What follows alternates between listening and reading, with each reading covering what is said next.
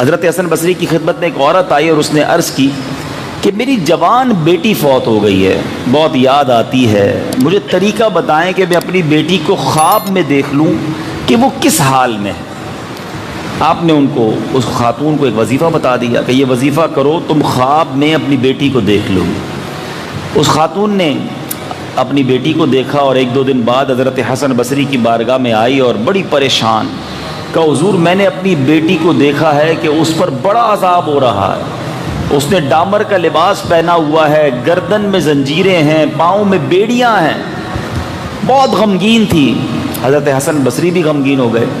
جب ماں جوان بیٹی کو ایک تو صدمہ مرنے کا اور پھر خواب میں اس کو عذاب میں دیکھے تو کتنی غمگین ماں ہوگی۔ کچھ دنوں کے بعد حضرت حسن بصری رحمۃ اللہ تعالی علیہ نے خواب دیکھا کہ ایک جنت کا باغ ہے اور ایک نوجوان حسین لڑکی جو ہے وہ جنتی لباس میں پہنے جو ہے وہ جنت کے تخت پر بیٹھی ہوئی ہے، سر پر تاج ہے۔ حضرت حسن بصری نے جب اس لڑکی کو دیکھا تو اس لڑکی نے کہا کہ آپ مجھے پہچانے میں کون ہو؟ آپ نے کہا کون ہو؟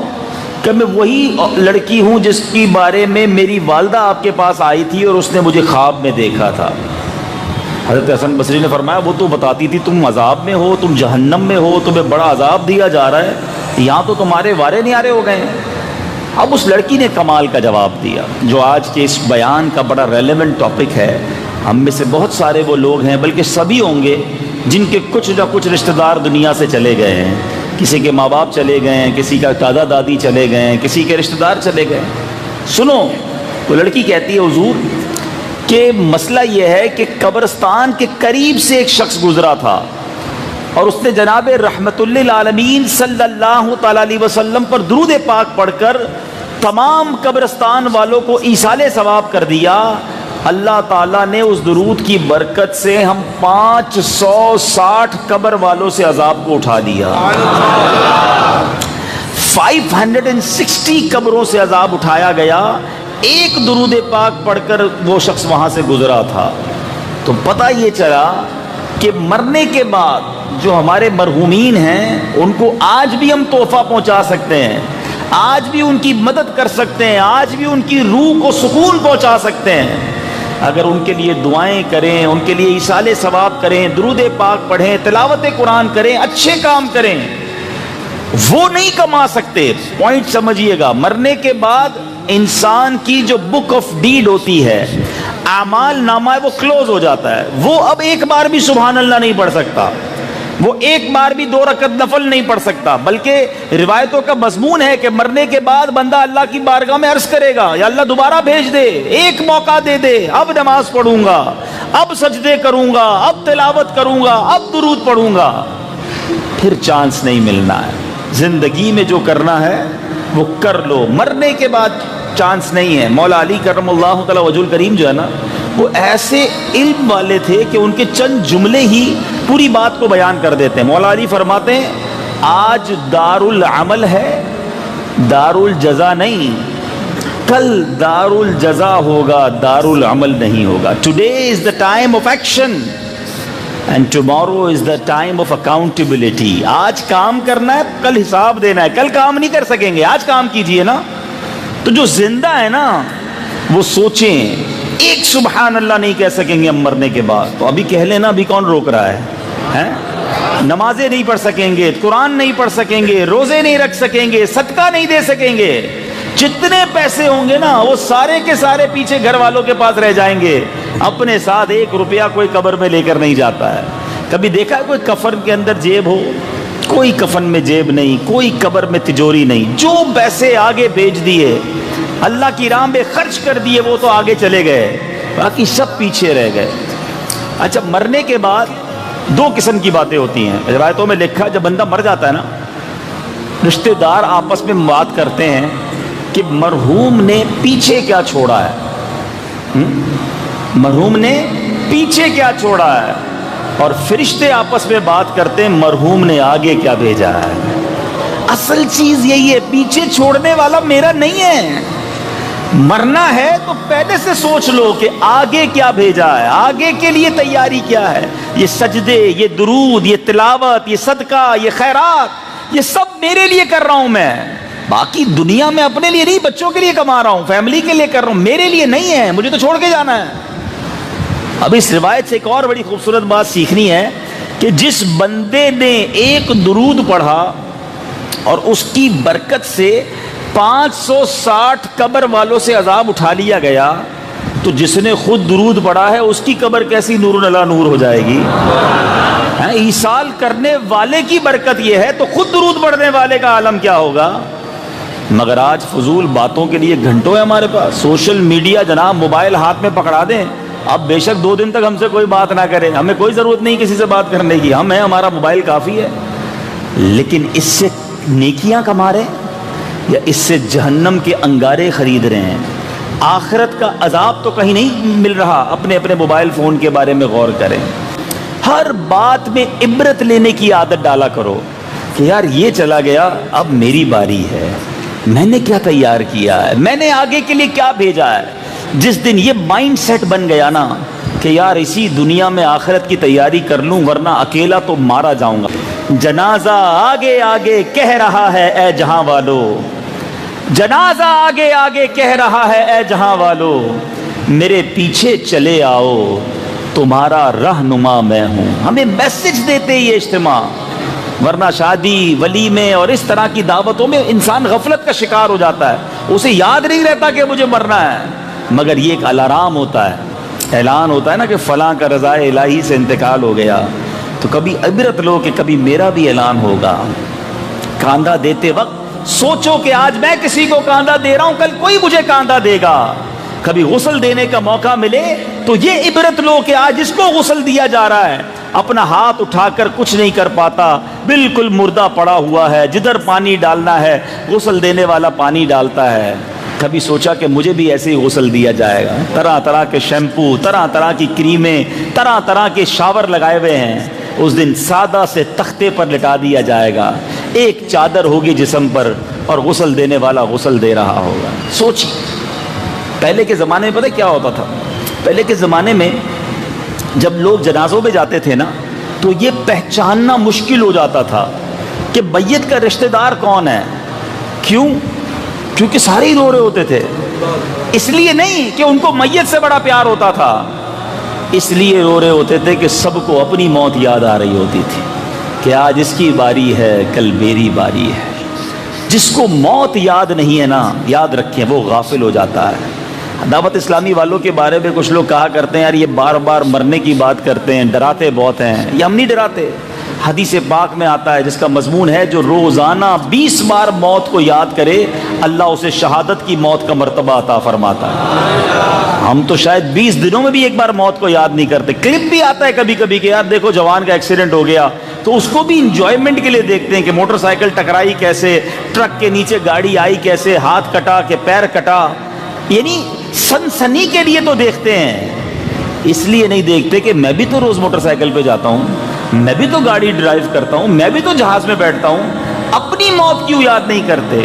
اللہ کرے کہ ہمیں موت یاد بھی رہے اور موت یاد رہنے کی وجہ سے ہم گناہوں سے باز بھی آئیں، ورنہ گورکن تو ہوتا ہی قبرستان میں ہے نا، مگر آپ کو بہت بڑی تعداد گورکن کی بے نمازی ملے گی۔ عبرت اور چیز ہے، دیکھنا اور یاد کرنا اور چیز ہے۔ اللہ عبرت والی آنکھ دے اور عبرت والا دل عطا فرمائے۔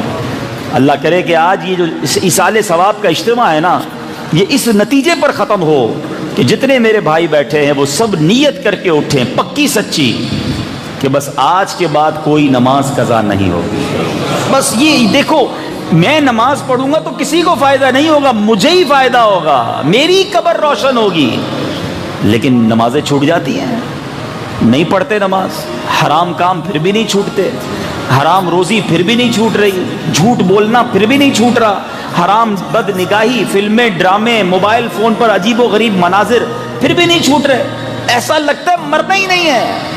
نہ کرو ایسا، بہت تھوڑی سی زندگی ہے، بڑی تھوڑی سی لائف ہے، خدا را زندگی کو اچھی گزار لو، آخرت بہت اچھی ہو جائے گی۔ 50-60 سال ہیں، صبر کر لو، دل تو سب کا چاہتا ہے، شیطان سب پر وار کرتا ہے، بچا لو اپنے آپ کو، کیونکہ اللہ نے آخرت میں جو وعدے رکھے ہیں نا، سبحان اللہ۔ آپ اس کی اگر کمپیریزن سمجھو نا، اللہ نے یہاں ہمیں شراب سے روکا ہے نا اسلام نے، ہیں یہاں شراب مت پینا. کتنی زندگی ہے؟ 60-70 سال. اللہ نے جنتیوں کے لیے جنتی شراب تیار کر رکھی ہے. اب آپ کا فیصلہ ہے ادھر کی گندی بدبودار شراب پینی ہے یا وہاں جنتی شراب طہور پینی ہے. ادھر اپنی جوانی کو بے حیائی کے کاموں میں مت لگاؤ, صبر کر لو, کیونکہ جنت میں جو لوگ جائیں گے نا وہ سارے کے سارے 30 سال کے جوان بن کر جنت میں جائیں گے. آپ کمپیریزن دیکھیں, ادھر داڑھی نبی پاک کی سنت, مرد پر رکھنا واجب, کٹوانا حرام. بعض اوقات شیطان وسوسہ ڈالتا ہے, یار کہاں یار جوانی میں داڑھی رکھ لے گا, تیرا حسن خراب ہو جائے گا. یہ بھی مسکنسیپشن ہے. ایک بات یاد رکھیں, مرد کا حسن ہی داڑھی میں ہے. یقین کریں, آپ کو جتنا مرد حسین داڑھی میں لگے گا, اور خاص طور پہ اس کو دیکھ لیں جس کی پہلی داڑھی ہو. پنجابی میں کہتے ہیں نا سچی داڑھی, جس نے داڑھی کٹوائی نہ ہو کبھی, کیونکہ جو پہلی داڑھی آتی ہے نا وہ جیسا رب نے اس کو بنایا ہوتا ہے ایگزیکٹلی اسی طریقے سے داڑھی آتی ہے. تو پہلی داڑھی رکھنے والے کو آپ دیکھیں, اللہ کی رحمت سے اس کے چہرے پہ داڑھی بہت جچ رہی ہوگی. تو اب داڑھی ادھر رکھ لو, ادھر نہیں رکھو گے کٹواؤ گے. لیکن داڑھی والوں تمہیں مبارک ہو, جو جنت میں جائیں گے نا وہ کوئی داڑھی والا نہیں ہوگا. ادھر داڑھی رکھوائی ہے, ادھر داڑھی نہیں ہوگی. اور آگے چلتے ہیں, ادھر مرد کو سونا پہننا منع ہے. جی چاہتا ہے عجیب عجیب زیورات پہنتے ہیں لوگ, صبر کر لو, تھوڑے دن ہے نا, نکال لو. پھر کیا ہوگا؟ جنت میں مردوں کو سونے کے زیورات پیش کیے جائیں گے. ادھر بے حیا عورتوں سے دوستیاں کرتے ہیں لوگ, ہیں گرل فرینڈز, اور رات رات بھر فون پہ گندی گندی باتیں. سوچو یہ غلط چیزیں ہیں, بچاؤ اپنے آپ کو اس سے. اللہ نے جنت میں جنتی حوریں تیار کر رکھی ہیں. اگر کمپیریزن دیکھیں, ادھر بڑے بڑے گھر والوں کو دیکھ کر احساس ہوتا ہے کہ یار اتنے بڑے بنگلے میرے کب بنیں گے, میں تو حلال کماتا ہوں, چھوٹا کماتا ہوں. اب اس کے لیے بندہ حرام کی طرف جاتا ہے. نہ جاؤ, صبر کرو. اللہ نے جنتیوں کے لیے جنتی محلات تیار کر رکھے ہیں. ادھر تو عمر بڑھتی ہے, اعضاء کمزور, 50 سال 40 سال کے بعد تو ہمت ٹوٹنے لگ جاتی ہے. 50-55 کے بعد لگتا ہے اب واپسی کی تیاری ہے, اب زندگی میں وہ مزہ ہی نہیں ہے. مگر جنت کے اندر کوئی بوڑھا نہیں ہوگا, اور اس کی کوئی ایکسپائری ڈیٹ نہیں ہے. ہم فیہا خالدون, ہمیشہ ہمیشہ جنت میں رہیں گے. تو اس کا مطلب کیا بنا کہ یہ 50 60 70 سال جو بھی دنیا میں ہے نا ہمارے, یہ امتحان ہے. اس امتحان میں کامیاب ہو جاؤ اور پھر جنت کی ابدی نعمتوں کو حاصل کر لو. اللہ کرے یہ بات دل میں رچ بس جائے تو پھر انسان گناہوں سے آسانی کے ساتھ باز آ سکتا ہے. اللہ تعالیٰ مجھے اور آپ کو اپنی آخرت کی تیاری کی توفیق عطا فرمائے. کچھ بات ایصال ثواب کی کر لیتے ہیں کہ یہاں پر ماشاءاللہ کئی لوگ بیٹھے ہیں, اور جیسے میں نے بیان میں بھی کہا کہ ہم میں سے کئیوں کے رشتہ دار دنیا سے چلے گئے ہیں. تو مرنے کے بعد جو میت ہوتی ہے نا اس کو ثواب کا انتظار رہتا ہے. اپنے مرحومین کو بھولا نہ کرو, انہیں یاد رکھا کرو اپنی دعاؤں میں, اپنے ثواب میں, اپنی نیکیوں میں. حضرت پیارے آقا علیہ الصلوۃ والسلام فرماتے مردے کا حال قبر میں ڈوبتے ہوئے انسان کی مانند ہے. وہ شدت سے انتظار کرتا ہے کہ باپ یا ماں یا بھائی یا کسی دوست کی دعا پہنچے, اور جب کسی کی دعا اسے پہنچتی ہے تو اس کے نزدیک وہ دنیا اور اس میں جو کچھ ہے, دنیا و ما فیہا, اس سے بہتر ہوتی ہے. اللہ عز و جل قبر والوں کو ان کے زندہ جاننے والوں کی طرف سے جو ثواب ہے وہ ہدیہ کیا ہوا ثواب پہاڑوں کی مانند عطا فرماتا ہے. اور زندوں کا ہدیہ مردوں کے لیے کیا ہے؟ آقا فرماتے دعائے مغفرت ہے. دیکھو آج آپ اپنے مرحومین کو یاد کرو, کل آپ کے بچے, آپ کے رشتہ دار آپ کو یاد کریں گے, ان کے لیے ثواب کرتے رہا کریں. سبحان اللہ. اور ایک خوبصورت حدیث, اور انشاءاللہ یہ یاد رہ گئی تو کمال ہو جائے گا. اربوں نیکیاں کمانے کا موقع ہے. آپ کو پتہ ہے دنیا میں اس وقت کتنے مسلمان ہیں؟ تقریباً بتایا جاتا ہے 1.5 سے 1.25 ارب. اور کتنے چلے گئے دنیا سے اور کتنے آئیں گے؟ آل ٹوگیدر یہ اربوں خربوں میں تعداد بن جائے گی. اللہ کے حبیب فرماتے ہیں جو کوئی تمام مومن مردوں اور عورتوں کے لیے دعائے مغفرت کرتا ہے, اللہ عز و جل اس کے لیے ہر مومن مرد و عورت کے عوض ایک نیکی لکھ دیتا ہے. جتنے لوگ ہیں, یعنی دعا میں نے کی, ان کے لیے دعا کی, کام میرا بن گیا, اربوں نیکیاں مل گئیں. تو ہو سکے ہر نماز کے بعد دعا کریں, اے اللہ تمام مومن مردوں عورتوں کی مغفرت فرما. تو یہ سب ایک دوسرے کے لیے دعا کرتے رہیں گے تو ہمارے لیے بھی دعا ہو جائے گی، ٹھیک ہے نا؟ تو یہ دیکھیں کتنا خوبصورت سسٹم ہے اسلام کا کہ ہم ایصال ثواب کرتے رہا کریں۔ ایک اور خوبصورت کام کیا کریں، قبرستان جا کر بھی فضول باتیں لوگ کر رہے ہوتے ہیں۔ حدیث پاک میں آتا ہے جو قبرستان میں گیا 11 بار سورہ اخلاص پڑھ کر مردوں کو اس کا ایصال ثواب کرے تو مردوں کی تعداد کے برابر ایصال ثواب کرنے والے کو اجر ملے گا، جتنے لوگ دنیا سے چلے گئے ہیں۔ تو چلیں کتنی اچھی بات ہے، تو ہمارا بھی کام ہو جاتا ہے۔ اسی طرح ماشاءاللہ حج کے دن آ رہے ہیں، آپ میں سے جو حج پر جا رہے ہیں یا آئندہ کبھی جائیں، اگر اپنا فرض حج ادا کر لیا ہے تو پھر کوشش کیا کریں کہ اب جو حج کیا کریں ایک نبی پاک کے لیے بھی کریں، نبی پاک کے نام کا کریں، پھر اپنے مرحوم والدین کے نام پر حج اور عمرے کیا کرو۔ حدیث پاک میں آتا ہے جو بنیت ثواب، حدیث پاک ہے جو اپنی ماں یا باپ کی طرف سے حج کرے ان کے یعنی ماں باپ کی طرف سے حج ادا ہو جائے گا اور حج کرنے والے کو مزید 10 حج کا ثواب ملے گا۔ ماں باپ کو تو ثواب مل ہی جائے گا، اپنا کام ڈبل 10 ٹائمز ملٹیپلائی ہو گیا۔ آقا فرماتے ہیں جو بنیت ثواب، خوش نصیب ہے جو بچے اپنے والدین کی قبر پر جاتے ہیں، ورنہ آج کل قبر پر بھی جانے کے لیے کوئی تیار نہیں ہوتا۔ فرمایا جو بنیت ثواب اپنے والدین دونوں یا ایک کی قبر کی زیارت کرے، قبر کی زیارت کرے، سنو حدیث، حج مقبول کا ثواب پائے، اور جو بکثرت قبر ان کی قبر کی زیارت کرتا ہو فرشتے اس کی قبر کی زیارت کو آئیں گے جب اس کا انتقال ہو جائے گا۔ تو ماں باپ کمال کی نعمت ہیں، زندہ ہیں، محبت سے دیکھو تو حج کا ثواب، دنیا سے چلے گئے تو قبر پر جاؤ تو حج کا ثواب۔ تو ہمیں اے میرے بیٹھے اسلامی بھائیوں یہ سوچنا ہے، اپنے مرحومین کی فکر کرنی ہے، ایسی اولاد چھوڑ کر جاؤ، ایسے دوست چھوڑ کر جاؤ جو مرنے کے بعد ہمارے لیے ایصال ثواب کریں، اور جو ہمارے مرحومین چلے گئے ہیں ہم ان کے ایصال ثواب کا کچھ انتظام کریں۔ آخر میں ایک مشورہ دینا چاہوں گا طارق بھائی کے خاندان والوں کو بھی اور باقی لوگوں کو بھی جن کے بھی رشتہ دار چلے گئے ہیں۔ دیکھیں ہمارے ماں باپ کے ہم پر بہت احسان ہے، خاص طور پہ جن کے ماں باپ چلے گئے ہیں، ماں باپ کی وجہ سے ہی تو ہم دنیا میں ہیں، انہوں نے ہمیں پالا پوسا بڑا کیا۔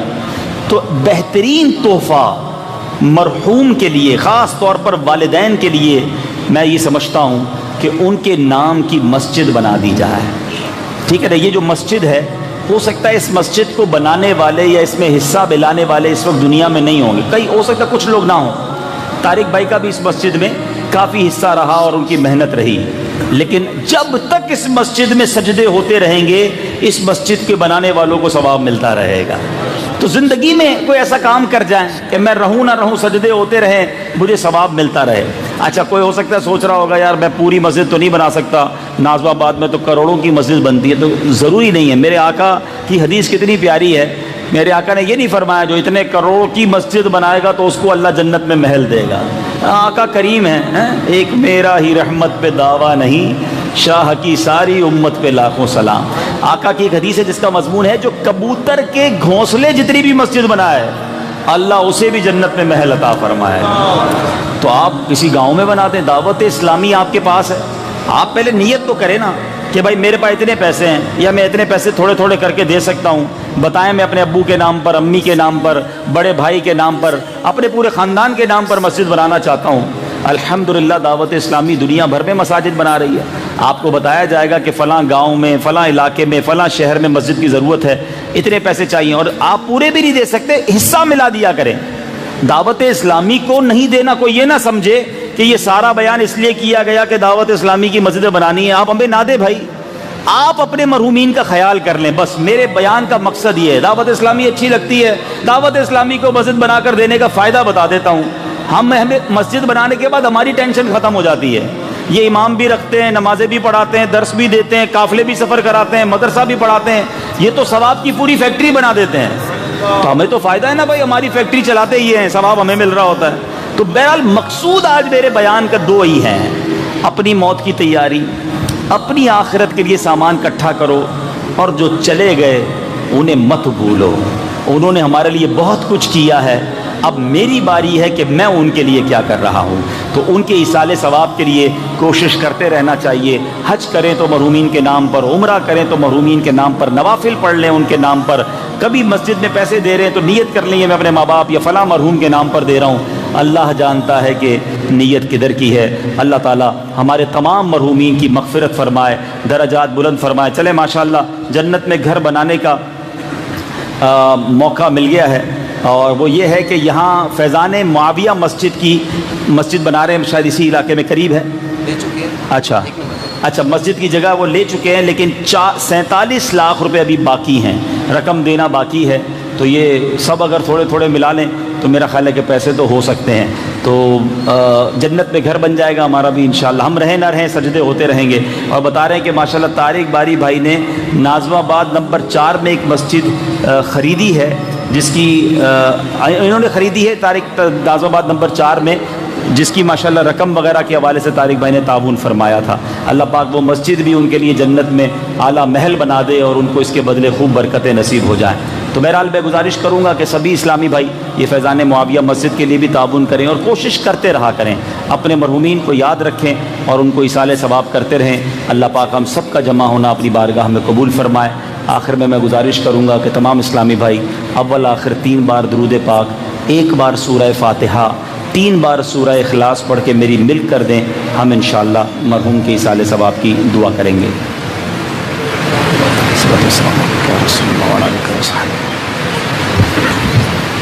بسم اللہ الرحمن الرحیم، الحمد للہ رب العالمین، الرحمن الرحیم، مالک یوم الدین، ایاک نعبد و ایاک نستعین، اہدنا الصراط المستقیم، صراط الذین انعمت علیہم۔ قل هو اللہ احد اللہ الصمد لم یلد ولم یولد ولم یکن له کفوا احد۔ قل هو اللہ احد اللہ الصمد لم یلد ولم یولد ولم یکن له۔ بسم اللہ الرحمن الرحیم، قل هو اللہ احد اللہ الصمد لم یلد ولم یولد ولم یکن له کفوا احد۔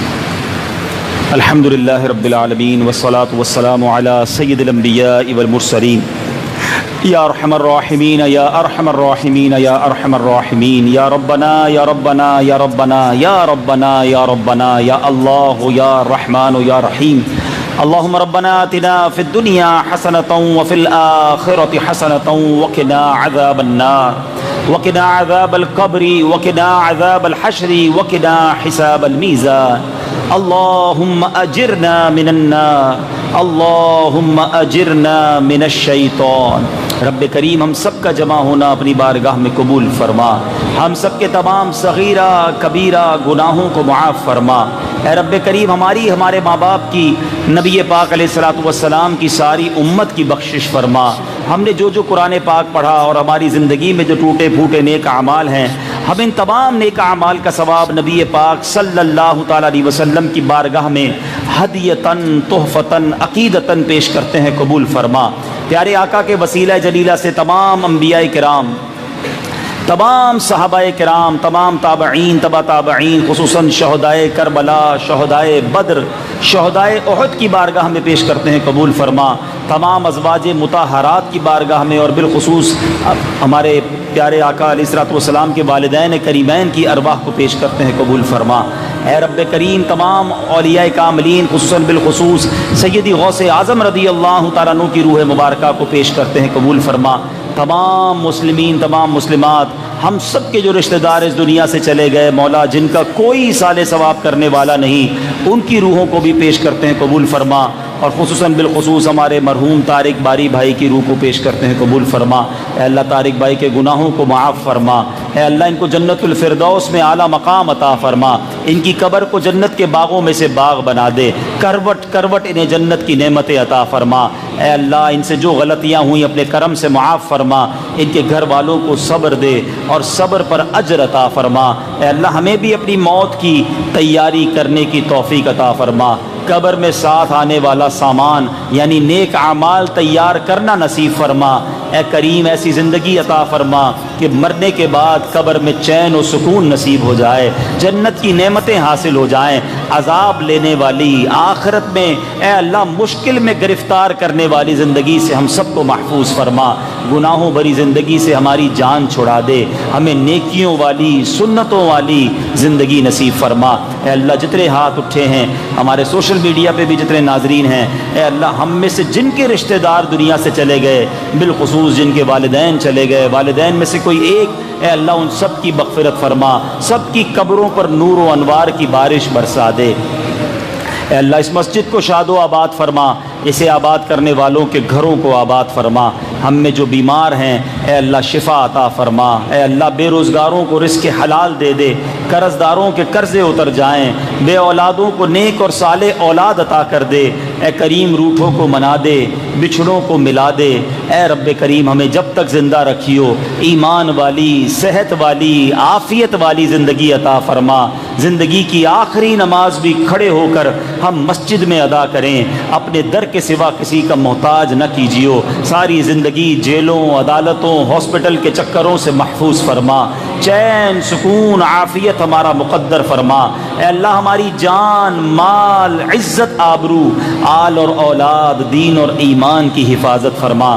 اللہم رب یسر ولا تعسر وتمم لنا بالخیر یا فتاح وبک نستعین، دنیا میں ہر آفت سے بچانا مولا، عقبا میں نہ کچھ رنج دکھانا مولا، بیٹھوں جو در پاک پیمبر کے حضور، ایمان پہ اس وقت اٹھانا مولا، ببرکت ان اللہ وملائکتہ یصلون علی النبی یا ایہا الذین آمنوا صلوا علیہ وسلموا تسلیما، صلی اللہ علی النبی الامی وآلہ صلی اللہ علیہ وسلم، صلاۃ و سلاما علیک یا سیدی یا رسول اللہ۔ مجھے حکم دیا جا رہا ہے کہ امیر اہل سنت کے ذریعے غوث پاک کا مرید بنا دیا جائے، وہ اسلامی بھائی جو کسی سے مرید نہیں ہیں امیر اہل سنت کے ذریعے غوث پاک کے مریدوں میں شامل ہو جائیں، اور جو پہلے ہی کسی پیر صاحب سے مرید ہیں چاہیں تو بیعت برکت حاصل کر لیں، آپ اپنے ہی پیر صاحب کے مرید رہیں گے، فیضان عطار بھی جاری ہو جائے گا، میں جیسے کہتا جاؤں آپ ریپیٹ کرتے جائیں۔ بسم اللہ الرحمن الرحیم، الصلاۃ والسلام علیک یا رسول اللہ وعلی آلک واصحابک یا حبیب اللہ، لا الہ الا اللہ محمد الرسول اللہ صلی اللہ تعالی علیہ وسلم۔ توبہ کرتا ہوں میں اپنے تمام پچھلے گناہوں سے، اور وعدہ کرتا ہوں میں کہ آئندہ شریعت پر چلوں گا، بد مذہبوں اور برے لوگوں کی صحبت سے بچتا رہوں گا، نماز روزے کی پابندی کرتا رہوں گا، والدین کی نافرمانی، جھوٹ، غیبت، چغلی، وعدہ خلافی، گالی گلوچ، فلمیں، ڈرامے، گانے باجے، بے پردگی وغیرہ وغیرہ گناہوں سے بچتا رہوں گا۔